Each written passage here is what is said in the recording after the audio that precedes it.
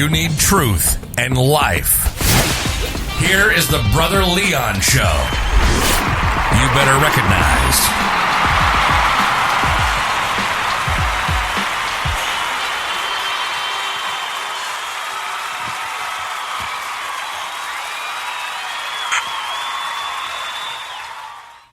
What's going on, listeners? This is your boy, Brother Leon, and I just want to say happy Juneteenth, baby. I'm telling you, man, God is moving, and if you don't discern the time, I don't know what's going on with you. God is moving, and I'm telling you right now that the power structure is being disrupted. Things look like they are going haywire, but I'm going to tell you, sometimes it has to get messy in order for it to make sense. Because right now, man, you might be in the messy middle, but I'm going to tell you, man, you're going to come out just as clean. Things are going to be in order. But today, I'm going to tell you, man, I got some revelation last night. I got some clarity last night. I got some questions answered last night. And I'm going to tell you today, come out from among them and be ye separate. We need to come back home, Black church.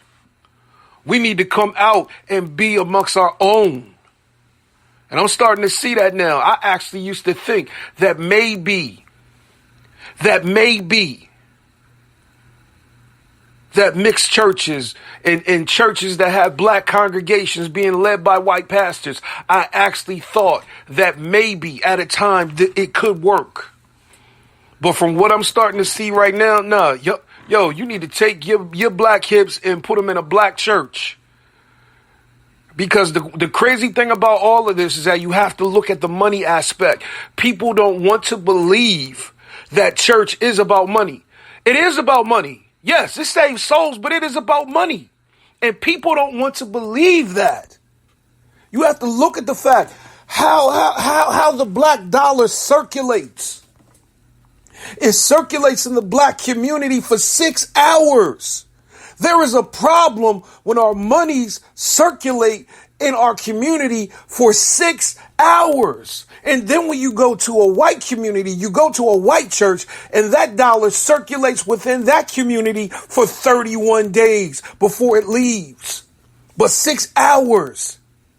Our money circulates 6 hours. And we're giving into offerings. We're giving into conferences. And yet, they will not speak up against injustice in the black community. You got people like Paula White that are supporting Donald Trump. You got the evangelicals that stay silent on issues in the black community, but yet they want your black dollars. You got Rob Parsley talking about being silent no more. And the crazy thing about it is that they say things to appease their base. They don't want to lose the main money. They don't want to lose the white dollar. And they'll give an apology to the black dollar. Hey, I'm sorry. Smooth it over. Get over it. And that's what they say. And the crazy part about it is that you got these black ministers as well. Because they don't control anything. They don't own anything. Whose side you think they're going to be on? They're going to be on the side that pays their paycheck, that gives them relationship, that offers them kickbacks just to be quiet. So you got to realize and understand that we have got to come back home. I'm serious. And I did an interview with the black Israelites, and they were talking the same thing. And I get what they're saying. I get it now. After these last few days, I totally get it now. And you can talk this whole unity thing all day long. Yeah, we are one in the body of Christ. But why subject yourself to people's truth when their minds are not even willing to be renewed? This is more than just a salvation issue. This thing is learned. This thing is systemic. And the only way that this thing is going to turn around, it's going to have to turn around through teaching. And white people are going to have to teach themselves. they're going to have to take up the mantle on this one. They're going to have to take up the row and the oar on this one. They're going to have to spearhead this.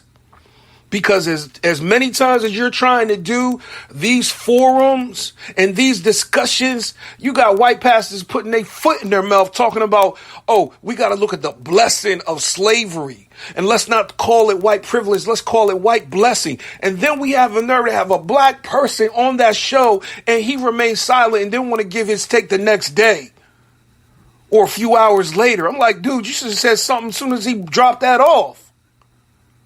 But yet, it is crazy how black privilege works. Black privilege will stay silent to protect white fragility. Black privilege will stay silent to protect white rage and white privilege because they don't want to lose it. They don't want to lose their base. Black people don't want to lose, their privilege. Some of them willing to sacrifice. But the one thing about privilege is that you are supposed to use it to get your people above the scratch line or use it to empower.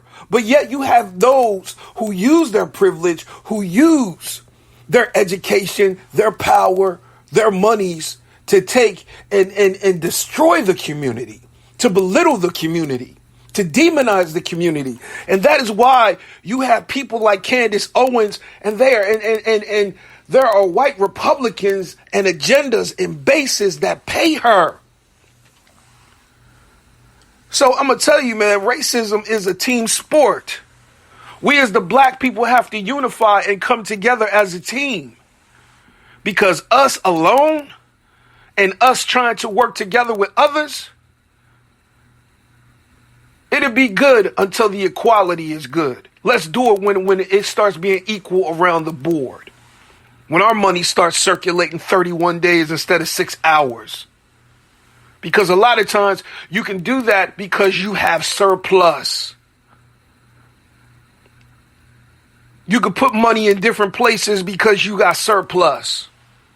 So what I'm telling you right now is, hey, if all they want to do is have you up there just lead praise and worship and sing Hillsong songs, and they don't want to hear your voice, and they don't want to follow black leadership, leave. Yeah, I said it. Leave. I'm saying it again. Because some of these conferences, some of these denominations, all black people and people of color are good for is praise and worship. Praise and worship and prayer. But when it comes to preaching, when it comes to teaching, sorry, y'all gotta get back. Let your spiritual father do it. And just that alone, a white spiritual father who doesn't even identify with you, who pretty much has indoctrinated you to the point where now you are going to black churches and black congregations and you're being used like a Candace Owens, but yet with kingdom language. And we can talk kingdom language and kingdom culture all day long. The first thing people see is your black skin. And if they will not receive your black skin, they are not going to receive the revelation that comes out of your mouth. I'm just being honest. But I'm going to tell you, it is about that money. It's always been about that money. And you could call it worship. You could call it whatever you want to call it. And God has commanded us to worship. But I'm going to tell you right now, you take your black dollars and your black family and you get the hell out. You go to a place that's going to represent you. You go to a place that is going to speak for you, that's going to impart into you. And that's not going to take and finance your oppression. Because that's what's happening right now. And people, we got to wake up. Because I tell you this, if the white church does not want to talk about white supremacy, if it doesn't want to talk about white fragility, if it doesn't want to talk about white denial and rage, and if it doesn't want to talk about the language and the mindset that comes, because some people say, well, I'm a good person, I'm not racist. I'm going to tell you right now, man, that whole ideology alone can signify that you have racist ways because you have benefited from it for years. And I'm not trying to say that people can't change. People can change. But I'm going to tell you, man, they tell people that are in abusive relationships, yo, you need to go out and maybe consider coming back once they get some counseling, once they get their mind changed. And this is what it is right now. We have been abused in white churches. We have been abused in multicultural churches. And a lot of you do not want to admit that you have seen the racism, that you have experienced it. But yet you take it all in the name of faith. If you look at the Word of Faith movement, what are all of our heroes in faith? White people. Man, you can go all the way back to Smith Wigglesworth. And what do you see?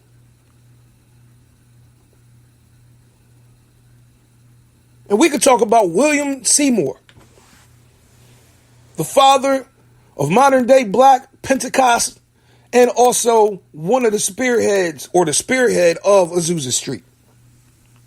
But yet what happened? His movement got broken up because of racism.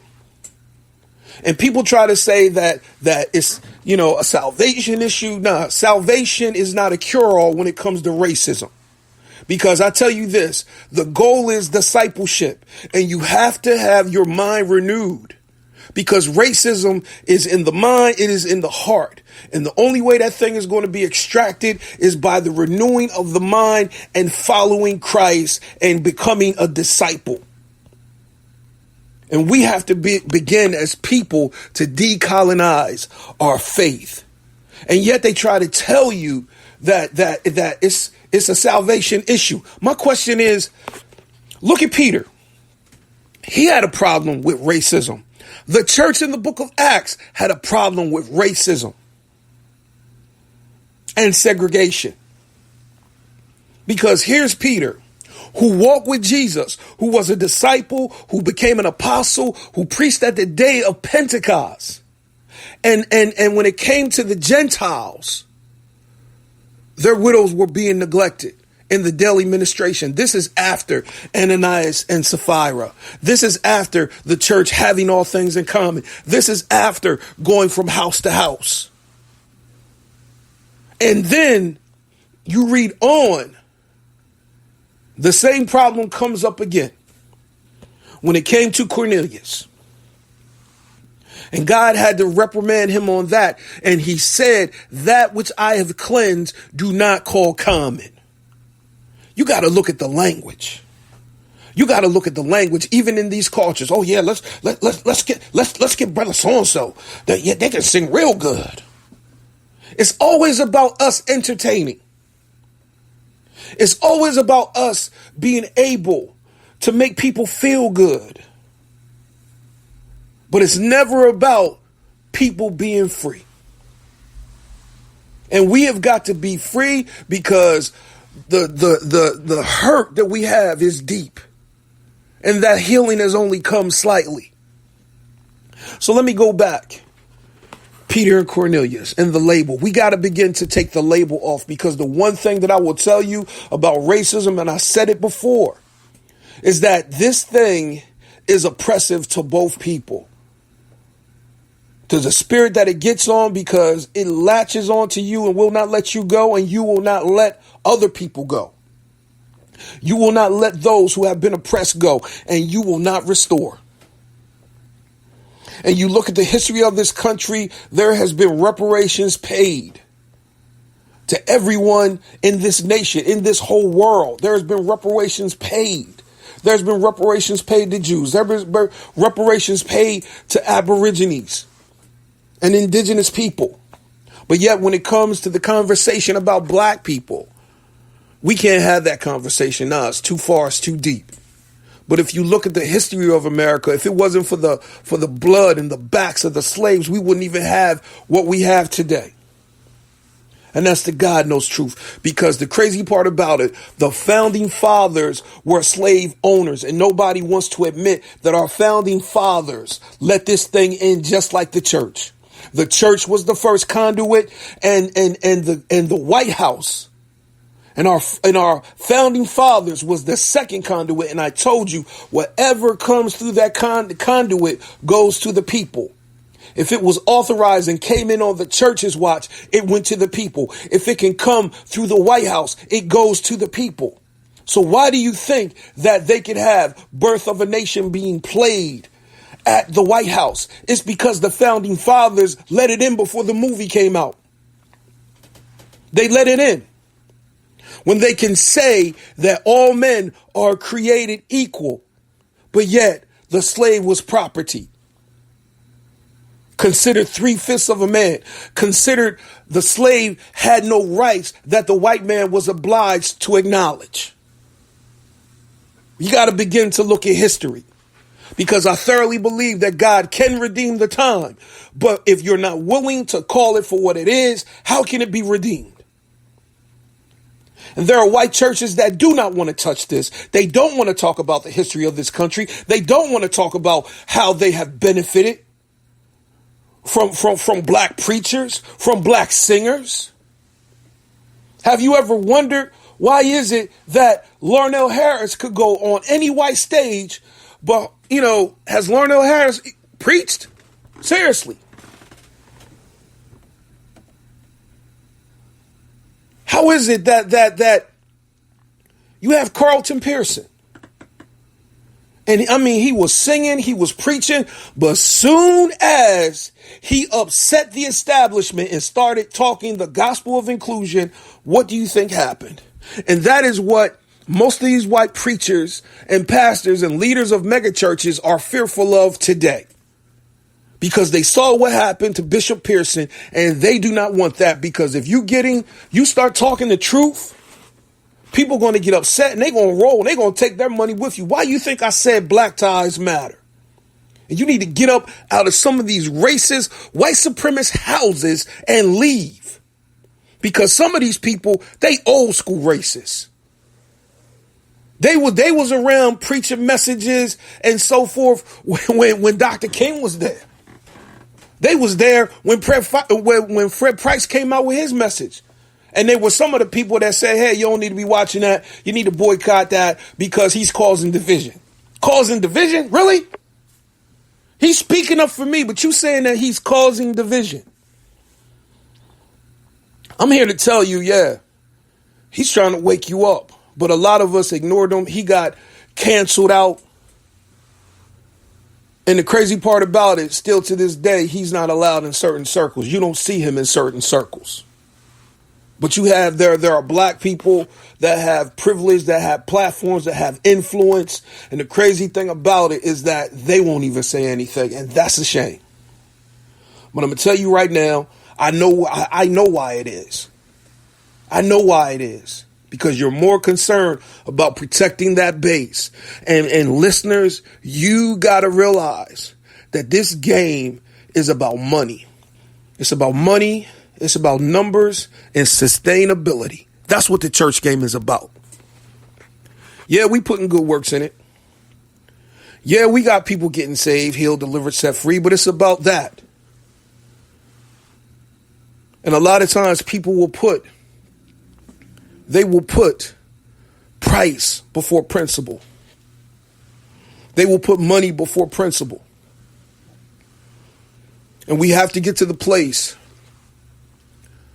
where we are people of integrity, where we are people of empathy and compassion. And we have got, at this time right now, get the hell out. Because I'm going to tell you right now, man, if they ain't willing to have the real conversation, they don't need your real money. Yeah, I said it. And you can say Brother Leon's causing division. I never thought that I would ever hear him say, I'm going to tell you right there. This is like an abusive relationship. Come the hell out. Seriously, get out. Go to a place where you can get healed. Go to a place that is safe. And go to a place that will represent you fully. Because if only time they want to see your face is when they got company or you singing, there's something wrong with that picture. And that's the God knows truth. There's something wrong with that picture. When all black people and people of color are good for is singing. There's something wrong with that picture when all we good for is just praying. But yet we are not in the leadership Or if you look at the leadership, they always got one token black person. You need to look at it. You need to look at it for what it really is. Especially if we supposed to have all things in common. You can't sit up here and tell me that we can only have one black, but the rest of that board members or board of trustees or body of elders is white. How is that? You mean to tell me that there are not men of God out here that are apostle and call, prophetic by nature? They're not good enough to be on a board? And you see the hypocrisy when you see it. I'm serious, you see it. You see the hypocrisy. You got a 12-member board, but only one black person on that daggone board. And I dare to say you don't even have a black woman on that piece. But you look at it. Look at the white board. Look at the black board.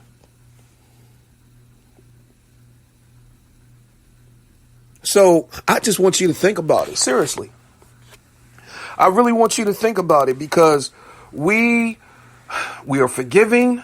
We are forgetful. And then a lot of us, man, we're going to play the stall tactics and wait until this thing burns itself out so we can go back to business as usual.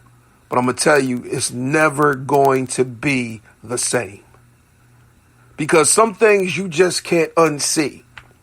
Some things you just can't unhear. And it's a shame that I have to say it, but it's true. Can you unhear white blessing? That slavery was a blessing? Can you unhear that? Can you unhear silent no more? Can you unhear let's send money over to Israel? Can you unhear that President Trump is King Cyrus? Can you unhear that he is anointed by God at this hour, at this time? Can you unhear that? Can you unhear, some of these words and some of these, white pastors preach just like black preachers, but they're not black. They use it as a tool. They use it as a tool to get you excited, to get you to come to their church because you feel as though it's going to be different, because in the black church, you got disappointed or you got offended. And you feel as though that over here, that's not going to happen. It's going to happen. You go to any church, you're going to get offended, because every church is not perfect. They are working towards perfection.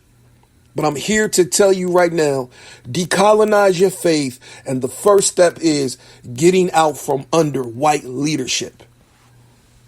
And the reason why I say this is because if they are not going to talk about the problems, if they're not going to address it, if they're not going to bring people in to expose it, then how can it be healed? So I say, come out from among them and be ye separate until that issue can be healed, until we can have equality around the board. But it first has to start with our community and us being unified and us changing how the dollar circulates. It has to start right there. And yeah, there's going to be people saying, cancel me, boycott me. I don't give a damn. Seriously. Because I made up in my mind, I'm going to control mine. I love Roland Martin. He controls his. He's bought his equipment. He controls his. And when you can control it, nobody can tell you how to do it. And that's what we need to do. We need to come together and control ours.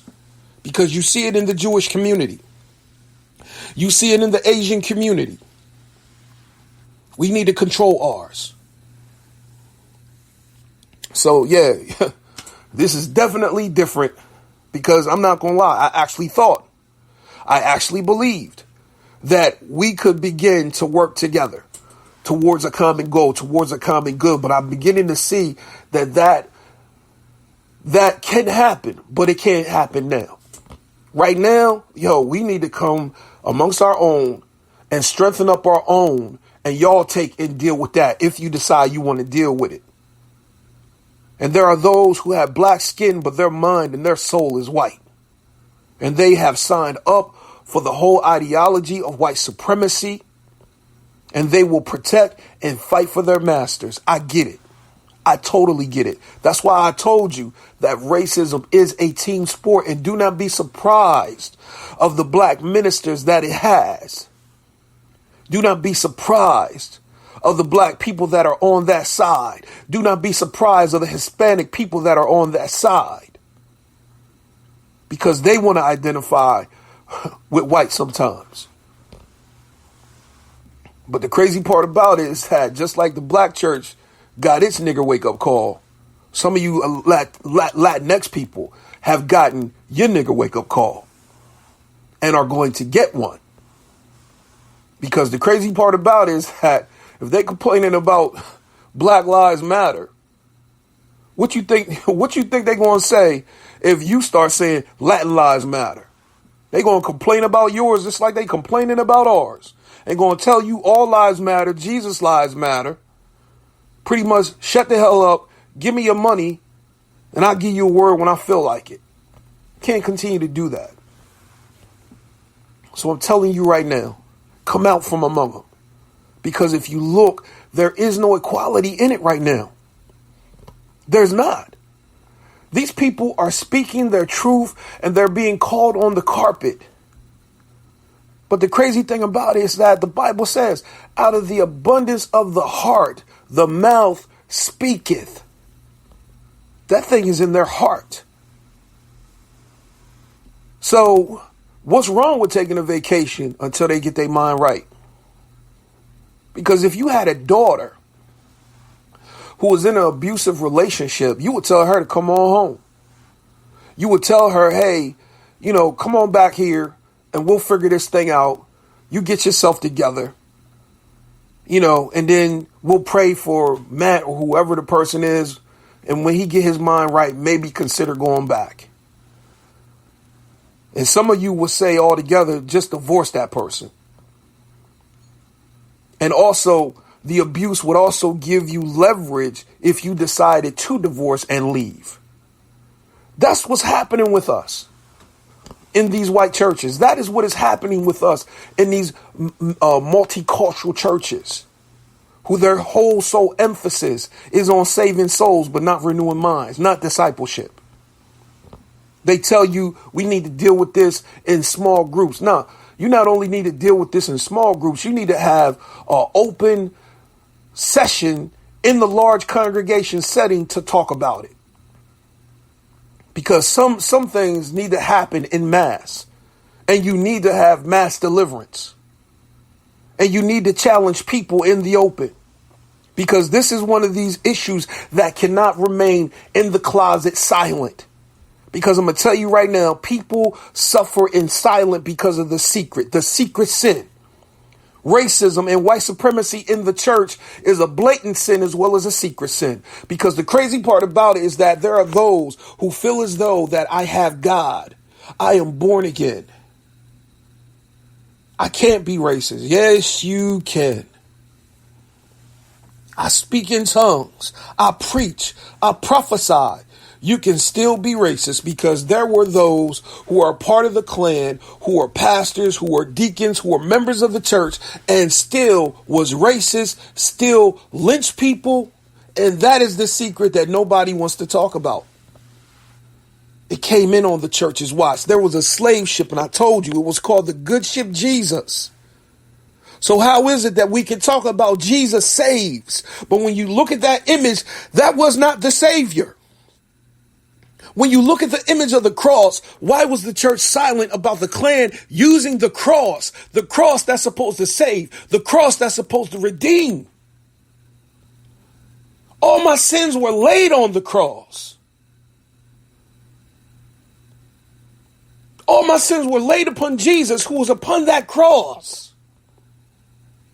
And yet, the silence of the church when it came to the Klan using the cross to burn on black people's lawn as a symbol of terror. But we got to realize and know, man, that the one thing that I love about Jesus is that when you get with him, He can deliver, he can heal, and he can restore. That's what I love about Christ. Because it was done away with. Blotting out the handwriting of ordinances that was against us and took it out of the way, nailing it to his cross. So yes, this thing can be healed, but it has to be called out for what it is. Even Jesus said, thou deaf and dumb spirit. And I have said that on numerous episodes. I said it on Facebook. I posted it on Facebook. So I'm telling you right now, come out from among them and be ye separate. Because if they will not address this all the way, if they're going to heal the daughter of Zion slightly, you need to roll. Because I'm going to tell you, you think that God coming back for a church like this? Nah, he's not. God is not coming back for a church that is like this. And you can sit up here and disagree with me all day long, but be honest with yourself. Is God going to put up with the racism and segregation in his house, in his houses? Is he going to put up with it in the fivefold? That's the question you need to ask. Is God okay with the racism and the segregation in the fivefold? Is he? Because if he is not, that means we need to change. We need to begin to preach a gospel that is inclusive. Yeah, I said it. Because if it's going to be inclusive, if we're going to talk about grace, then you need to have that conversation about race. You need to have that conversation about what the church has authorized and begin to come around the table of communion and begin to dismantle it and begin teaching. Because the only way that people are going to be free in their minds and in their hearts and see the renewing of the mind, see themselves transform, it has to come through teaching, and teaching will bring forth believing. Until you teach a person's mind, you can't change a person's mind. And that person has to be willing. If you be willing and obedient, you will eat the good of the land. If you be willing and obedient, you will eat the good of the land. What does it mean to be obedient in the time like this?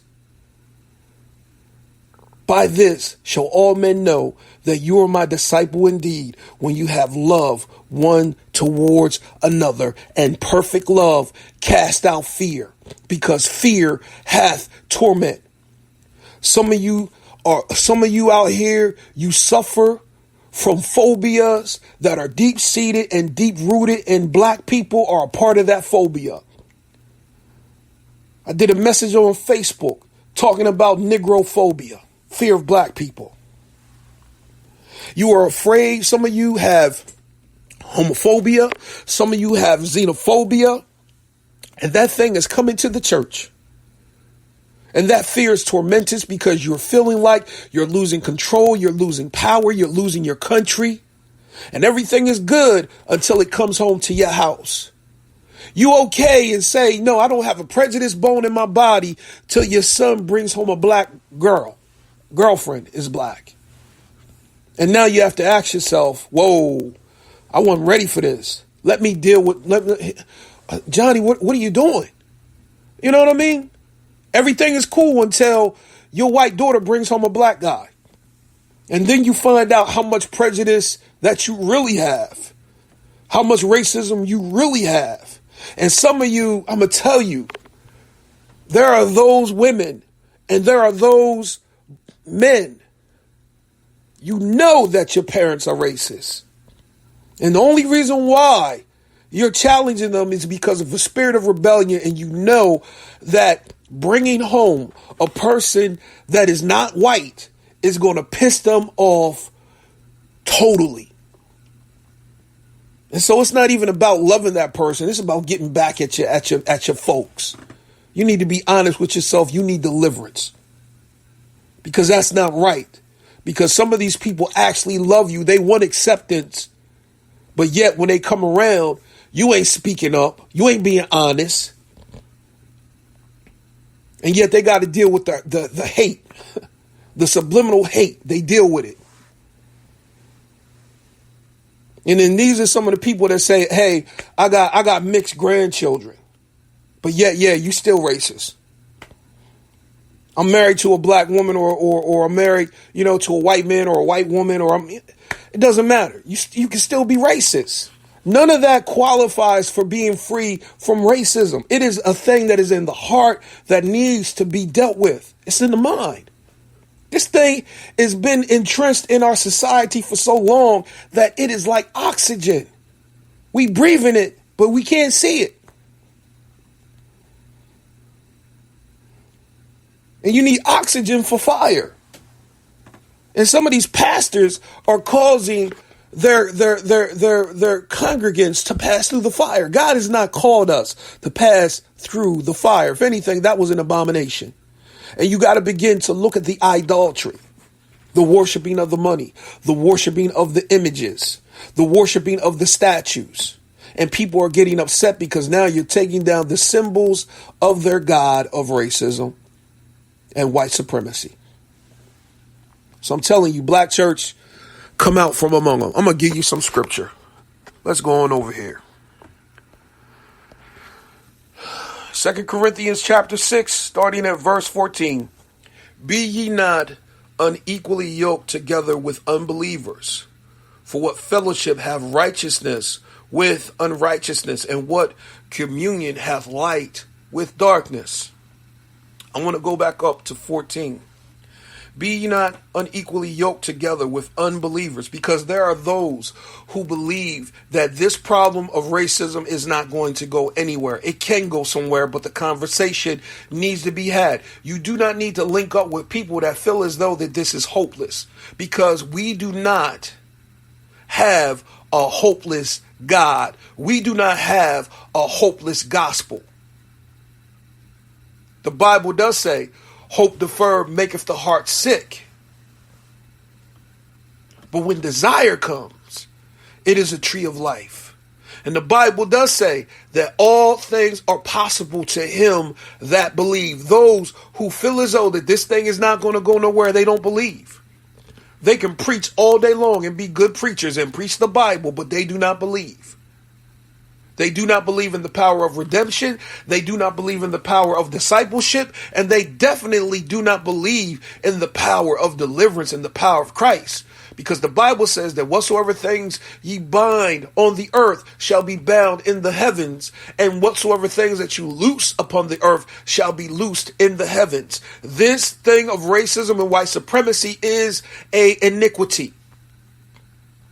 But I am here to tell you today that that the power of Christ can remove the iniquity. Because if you look at Isaiah, if you look at his conversion,